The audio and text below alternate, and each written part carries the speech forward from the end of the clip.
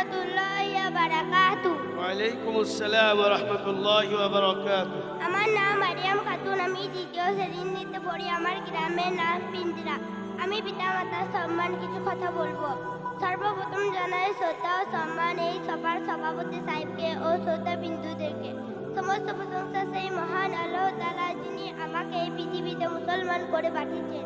তারপর জানাই শত শত দরুদ প্রিয় নবী সাল্লাল্লাহু আলাইহি সাল্লামের উপর, শত শত সালাম প্রিয় নবী সাল্লাল্লাহু আলাইহি সাল্লামের উপর, যার ওসিলায় এই বিশ্ব জাহান তৈরি হয়েছে, যার ওসিলায় আমি আপনি জান্নাতে যাব, যার ওসিলায় আমরা জাহান্নাম থেকে মুক্তি পাবো। আমাদের প্রিয় নবী বলেছেন, আল জান্নাতু তাহতা আকদামিল উম্মাহ, অর্থ জান্নাত মায়ের পায়ের নিচে। ইসলাম পিতা মাতার সঙ্গে উত্তম ব্যবহার ও তাদের সম্মান করার শিক্ষা দিয়েছে। কারণ পিতা মাতা আমাদের লালন পালন করে, আমাদের সব ধরনের প্রয়োজন পূরণ করে। এ কারণে আল্লাহ তাআলা নিজের ইবাদতের পর মা বাবার প্রতি সৎ ব্যবহার ও তাদের সম্মান করার শিক্ষা দিয়েছেন। কুরআনে কারিমে এসেছে, তোমাদের প্রভুর আদেশ দিয়েছেন যে তোমরা আল্লাহর ব্যতীত অন্য কারো ইবাদত করো না এবং সেই পিতা মাতার সঙ্গে উত্তম ব্যবহার করো। তাদের একজন কিংবা উভয় যদি তোমার নিকট বার্ধক্যে উপনীত হয়, তবে তুমি উফ শব্দ বলো না এবং তাদেরকে ধমকান দিও না। তাদের সঙ্গে উত্তম ভাষায় কণ্ঠস্বরে কথা বলো। আমি এই দিনিয়াত আল কলম মিশনে যা শিখেছি আপনাদের কাছে পাঠিয়ে দিলাম। যদি ভুল হয় ক্ষমা করে দেবেন, যেন আমার জন্য দোয়া করুন, যেন আমি আরো ভালো বোধ করি। আসসালামু আলাইকুম ওয়া রাহমাতুল্লাহ। মাশাআল্লাহ। ওয়ালাইকুম ওয়া রাহমাতুল্লাহি ওয়া বারাকাতুহু। ওয়ালাইকুম আসসালাম ওয়া রাহমাতুল্লাহি ওয়া বারাকাতুহু। আমি আপনাদের সামনে ইসলামের শিক্ষা সম্পর্কে কিছু বলবো। আমরা ধীরে স্থিরভাবে শুনি ভাই। আমার নাম ইয়াসমিন খাতুন, আমার বাড়ি পিঞ্জরা, আমি তৃতীয় শ্রেণীতে পড়ি। সর্বপ্রথমে জানাই শ্রদ্ধা ও সম্মান এই সভার সভাপতি সাহেবকে ও শ্রদ্ধা বিন্দুদেরকে। সমস্ত প্রশংসা সেই মহান আল্লাহ তাআলার জন্য, যিনি আমাকে এই দিনিয়াত আল কলম মিশনে পড়ার তৌফিক দিয়েছেন। দরুদ ও সালাম নবীর উপর বর্ষিত হোক। দ্বীন ইসলাম খুব স্বচ্ছ ধর্ম, ভালো কথা শিক্ষা দেয়, মন্দ কাজ থেকে বাধা দেয়। পৃথিবীর সকল মানুষের কল্যাণ সফলতা একমাত্র ইসলামের মধ্যেই রয়েছে। ইসলাম সত্য ধর্ম। ইসলাম আমাদের শিক্ষা দেয় যে আল্লাহ এক এবং তিনি পবিত্র ও কলঙ্ক মুক্ত।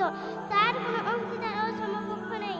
তিনি সর্বদা আছেন এবং সর্বদা থাকবেন। হযরত মুহাম্মদ সাল্লাল্লাহু আলাইহি ওয়াসাল্লাম আল্লাহর বান্দা ও রাসূল এবং কুরআন মাজিদ আল্লাহর গ্রন্থ। ইসলাম আমাদের আদেশ করে যে আমরা যেন পিতামাতার সঙ্গে ভালো ব্যবহার করি, ভাই বোনের সঙ্গে মিলেমিশে থাকি, আত্মীয় স্বজনের সঙ্গে সম্পর্ক রাখি, কারো হক নষ্ট না করি, কারো উপর অত্যাচার ও দুর্ব্যবহার না করি, বড়দের সম্মান করি, ছোটদের স্নেহ করি, সর্বদা সত্য কথা বলি, কখনো মিথ্যা না বলি, সবারই সঙ্গে ন্যায় ব্যবহার করি, কারো উপর অত্যাচার ও দুর্ব্যবহার না করি, প্রতিবেশী ও সহকর্মীদের সঙ্গে উত্তম ব্যবহার করি। কেউ অসুস্থ হয়ে গেলে তাকে দেখতে যাই যেন, অন্তরে হিংসা বিদ্বেষ যেন না রাখি, কারো গীবত না করি, সকলের জন্য কল্যাণ কামনা করি, হালাল রুজি উপার্জন করি, হারাম উপার্জন থেকে বেঁচে থাকি, মুখ দিয়ে কেবল ভালো কথাই বলি, গালমন্দ ও খারাপ কথা বলা থেকে বেঁচে থাকি, কারোর সঙ্গে কোনো অঙ্গীকার করলে তা পূর্ণ করি, কারোর সম্পদ ছিনিয়ে নেওয়া, চুরি করা অথবা জোরপূর্বক কাউকে তার অধিকার করা হতে বঞ্চিত করা অনেক বড় পাপের কাজ। মদ পান করা, জুয়া খেলা, সুদি লেনদেন করাও না যায় যে হারাম। এই সমস্ত কাজ থেকে আমাদের বেঁচে থাকতে হবে। তাহলে আমরা দিনদার হব, ভালো মানুষ হব, আল্লাহ খুশি হবেন, নবী সাল্লাল্লাহু আলাইহি ওয়াসাল্লাম খুশি হবেন। আমি এই দুনিয়াতে কোনো মিশনে যা শিখেছি আপনাদের কাছে পৌঁছে দিলাম। ভাই আমার জন্য দোয়া করবেন, আমি আর ভালো কিছু শিখতে পারি। আর যদি কোনো ভুল হয় ক্ষমা করবেন। আসসালামু আলাইকুম।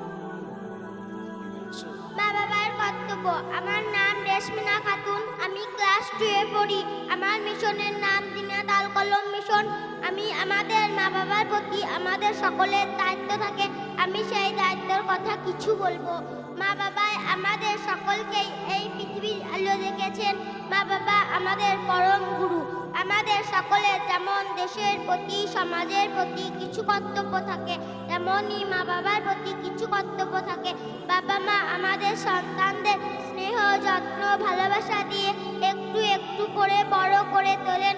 সন্তানকে বড় করে তোলা ওটা সকল রকম দুঃখ কষ্ট হাসি খুশি সহ্য করেন। অসুখ করলে রাত জেগে সেবা করে থাকেন। সন্তান যাতে সুস্থ থাকে, উপযুক্ত শিক্ষা পায়, সেদিকেও তারা লক্ষ্য রাখবে। কোনো সন্তানই মা বাবা ঋণ করলে শোধ করতে পারে না। তাই মা বাবার প্রতি সকল সন্তানদের অবশ্যই অনেক কর্তব্য থাকে। সন্তানদের এমন কোনো কথা বলা উচিত নয় যাতে তারা মনে দুঃখ কষ্ট পান। মা বাবা বৃদ্ধা হলে সব রকম দায়িত্ব সন্তানদের নিতে হয়। আসসালামু আলাইকুম। মাশাআল্লাহ, আলহামদুলিল্লাহ, খুব সুন্দর বলে। দিন ও দুনিয়া শিক্ষার আদর্শ মিশন দিনিয়াত আল কালাম মিশন।